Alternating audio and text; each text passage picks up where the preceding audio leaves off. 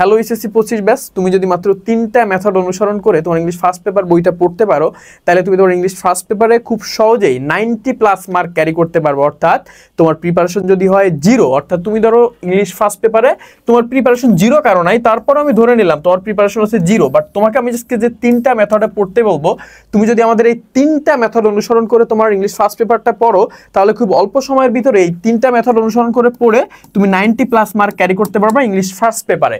So আমি হিরামন, শিক্ষার্থী, ঢাকা বিশ্ববিদ্যালয়। এই 3টা মেথড নিয়ে আমি একটু আলোচনা করব। মেথড 3টা আসলে কি? তুমি যদি তোমার ইংলিশ ফার্স্ট পেপার কোশ্চেনটা খুলে দেখো, দেখবা যে এখানে 100 মার্কের কোশ্চেন আসছে এবং 100 মার্কের যে কোশ্চেনটা, এই 100 মার্কের কোশ্চেনটা আসছে 3টা আলাদা আলাদা সেগমেন্ট থেকে। কি বললাম? 100 মার্কের কোশ্চেনটা আসছে 3টা আলাদা আলাদা সেগমেন্ট থেকে।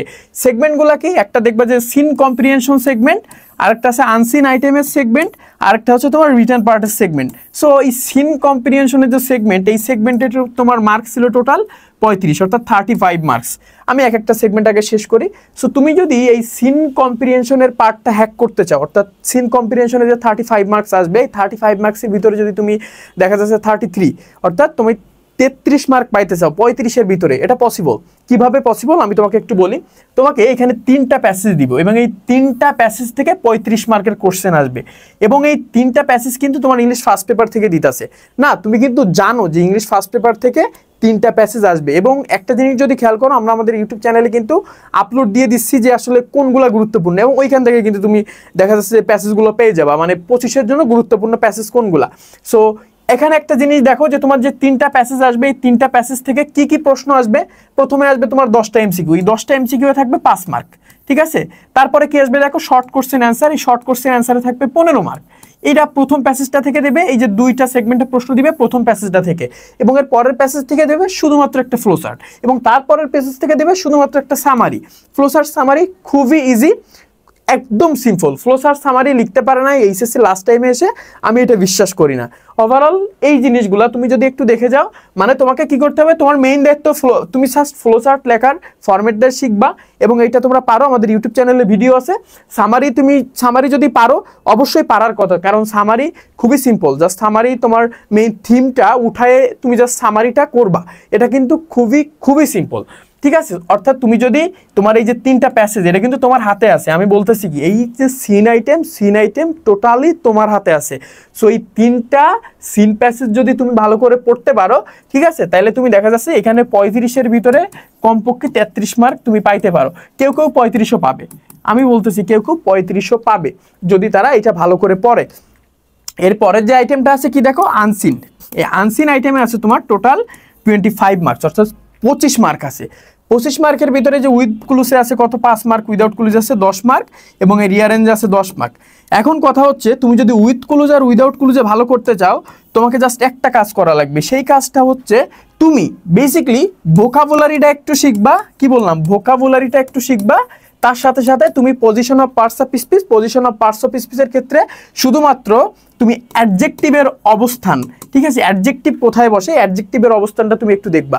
আমি আবারও তোমাকে বুঝাই বলি যে বেসিক্যালি তুমি যদি আনসিন আইটেমে ভালো করতে চাও, আনসিন আইটেমের সব থেকে গুরুত্বপূর্ণ দুইটা একটা টপিক হচ্ছে তোমার এই যে উইথ ক্লু আর উইদাউট ক্লু। এই উইথ ক্লু আর উইদাউট ক্লু যে ভালো করার জন্য তোমাকে ডেফিনেটলি ভোকাবুলারি আর অ্যাডজেক্টিভ, এই দুইটায় একটু এক্সপার্টাইজ অর্জন করা লাগবে, নাথিং এলস। তারপরে কি আছে দেখো, রিয়ারেঞ্জ খুবই সিম্পল। আমরা রিয়ারেঞ্জে অনেক ফাঁকিবাজি করছি আমাদের আর কি কলেজ টাইমে। সো রিয়ারেঞ্জটা তুমি কিভাবে সলভ করবে জানো? তুমি জাস্ট তোমার যে বোর্ড কোশ্চেন আছে বিগত, তুমি জাস্ট 2টা সালের বোর্ড কোশ্চেন সলভ করো। তুমি জাস্ট শুধু 24 আর 23ই করো। আমি বলতেছি তুমি জাস্ট 24 আর 23 এই 2টা বোর্ডের বোর্ড কোশ্চেন সলভ করো, সকল বোর্ডের বোর্ড কোশ্চেন একটু সলভ করে ফেলো। দেখবা এইখান থেকে তুমি বিভিন্ন বোর্ডে ওভারঅল বা তোমার যতগুলো বোর্ডের ভিতরে তুমি দেখা যাচ্ছে 5টা বা 6টা বোর্ডে এখান থেকে একটা না একটা তুমি কমন পাবা, মানে 5টা বা 6টা বোর্ডের স্টুডেন্টের ক্ষেত্রে এটা প্রযোজ্য, ঠিক আছে, অ্যাপ্লিকেবল। সো ব্যাপার হচ্ছে এইটা যে রিয়ারেঞ্জ তুমি কিভাবে উত্তর করবা। রিয়ারেঞ্জ উত্তর করতে গেলে তোমার যে জিনিসটা পারা লাগবে সেটা হচ্ছে তোমার অনেক বেশি প্র্যাকটিস করা লাগবে আগে থেকে। তুমি যখন আগে থেকে প্র্যাকটিস করবা, তখন দেখবা তুমি বুঝতে পারতিস, তুমি ধরতে পারতিছো। ধরো একজন মনীষীর জীবনী আসলো, ধরো রবীন্দ্রনাথ ঠাকুরের জীবনী আসলো। সো একজন মানুষের জীবনী যখন রিয়ারেঞ্জে দেওয়া থাকবে, তখন আমরা এটা কিভাবে সাজায় লিখবো? ফার্স্ট অফ অল তার জন্ম সন বা জন্মস্থান, সেকেন্ডলি তার এডুকেশনাল ব্যাকগ্রাউন্ড, থার্ডলি তার যে মানে সে তার কি অ্যাচিভমেন্টগুলো আছে, অর্থাৎ সে কি কি করছে আমাদের সমাজের জন্য, তারপরে তার কন্ট্রিবিউশন, তারপরে সমাজ তাকে কি কন্ট্রিবিউট করছে, তারপরে তার মৃত্যু সন বা তোমার মৃত্যুস্থান, এইগুলাই তো জেনারেলি না, ফরম্যাটটা জেনারেলি এরকম। তুমি যতগুলা তোমার রিয়ারেঞ্জ দেখো না কেন, সবগুলো রিয়ারেঞ্জ একটা গতানুগতিক ফরম্যাট মেনটেন করে কিন্তু করা হয়। সো তুমি রিয়ারেঞ্জটা ভালো করতে ডেফিনেটলি পারবা যদি তুমি জাস্ট 2টা বছরের বোর্ড কোশ্চেন সলভ করো, আর তুমি যদি একটু ইংলিশটাকে বাংলায় ট্রান্সলেট করতে পারো না, এটা কিন্তু খুবই ইজি। ইংলিশকে বাংলা ট্রান্সলেট করা কিন্তু একদম আহামরি কোনো কঠিন কিছু না।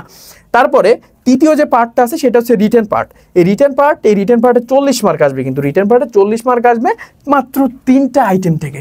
এখন আমাকে একটা জিনিস বলো, তোমরা গ্রাফ চার্ট কি পারো না? গ্রাফ চার্ট পারো না? গ্রাফ চার্ট পারো। গ্রাফ চার্ট 3টা সেগমেন্টে লেখা লাগে, এবং গ্রাফ চার্ট আমি কি বললাম 3টা সেগমেন্টে লেখা লাগে, অর্থাৎ 3টা পার্টে ভাগ করে ছোট ছোট করে তার 3টা পার্টে তুমি গ্রাফ চার্ট লিখবা। এটা কিন্তু খুবই সিম্পল, এখান থেকে তুমি 15 মার্ক, ঠিক আছে। এবং গ্রাফ চার্ট যদি তুমি একটু সঠিক ওয়েতে লিখতে পারো, তোমার টিচাররা 14 পর্যন্ত কিন্তু দেয়, কারো হাতের লেখা ভালো হলে সে 15 কিন্তু পেয়ে যায়, ঠিক আছে। তারপরে কি আছে দেখো, স্টোরি। এখন স্টোরি কিন্তু 2টা ফরম্যাটে আছে, একটা হচ্ছে ক্রিয়েটিভ স্টোরি, একটা ট্র্যাডিশনাল স্টোরি। ট্র্যাডিশনাল স্টোরির ফাইনাল সাজেশন আমাদের আর কি ইউটিউব চ্যানেলে আপলোড করা আছে, আমি লিঙ্কটা দিয়ে রাখবো আমাদের ভিডিওর কমেন্ট বক্সে। ওইখান থেকে আমাদের ইউটিউব চ্যানেলে যে তুমি 100% কমন স্টোরি সাজেশনটা দেখে নিও, ওইখান থেকে তুমি কমন পেয়ে যাবে ট্র্যাডিশনাল। আর যদি ক্রিয়েটিভ স্টোরি দেয় তাহলে তো ডেফিনেটলি আমার হাতে নেই, ক্রিয়েটিভ স্টোরি তোমার নিজের মতো করে লিখতে হবে, ঠিক আছে। একটা গল্প জাস্ট তুমি মেক করবা একদম সিম্পল ওয়ার্ডে। আমরা অনেকে ভয়তে কি করি জানো, আমরা মনে করি আমাদের রিটেন স্কিলটা অনেক দুর্বল, দ্যাটস ওয়াই আমরা এটা স্কিপ করে যাই। বাট স্কিপ করলে তো লস, এখানে তোমার তো মাইনাস মার্কিং নেই যে তুমি ভুল লিখলে তোমাকে স্যার মার্ক কেটে দিবে। সো ব্যাপারটা মোটেও এরকম না, তুমি লিখবা, তুমি যতটুকু পারো লিখবা, তোমাকে স্যার মার্ক দেবে, এবং তুমি মনের মাধুর্য বিষয়ে লিখে আসবা। আমি জাস্ট বলবো এই যে ইংলিশের যতগুলো রিটেন পার্ট, তুমি জাস্ট খাতাগুলো ভরে দিয়ে আসো, বুঝছো। অনেকে বলে যে খাতা বললে মার্ক দেয় না, বাট আসলে বাস্তবতাটা ভিন্ন। খাতা বললে মার্ক পাওয়া যায়, ঠিক আছে, খাতা বললে মার্ক পাওয়া যায়, আমি বলতেছি খাতা বললে মার্ক পাওয়া যায়, ঠিক আছে। এরপরে কি আছে দেখো, ইনফর্মাল লেটার। ইনফর্মাল লেটার আমরা সবাই পারি, এটা নিয়ে কথা না বলি, এইটাই থাকে 10 মার্ক। সো এইভাবেই 3টা সেগমেন্টে আলাদা আলাদাভাবে যদি তুমি একটু মিলায় পড়তে পারো রে ভাই, আমি তোমাকে বলবো যে তুমি এই 3টা সেগমেন্টের থেকে যে কি পরিমাণে উপকৃত হবা, just you can not imagine. So এই 3টা সেগমেন্টে পড়ো, তোমার প্রিপারেশন ধরো 0-তে আছে, ঠিক আছে, এই 0 থেকে তুমি 90% মার্ক ক্যারি করতে পারবা, ঠিক আছে। 0 থেকে 90% মার্ক ক্যারি করতে পারবা, ঠিক আছে। So all the best, 25 batch এইভাবে পড়ো, দেখবা বেস্ট একটা ফলাফল করতে পারবা তোমার ইংলিশ ফার্স্ট পেপারে এইচএসসি বোর্ড এক্সামে।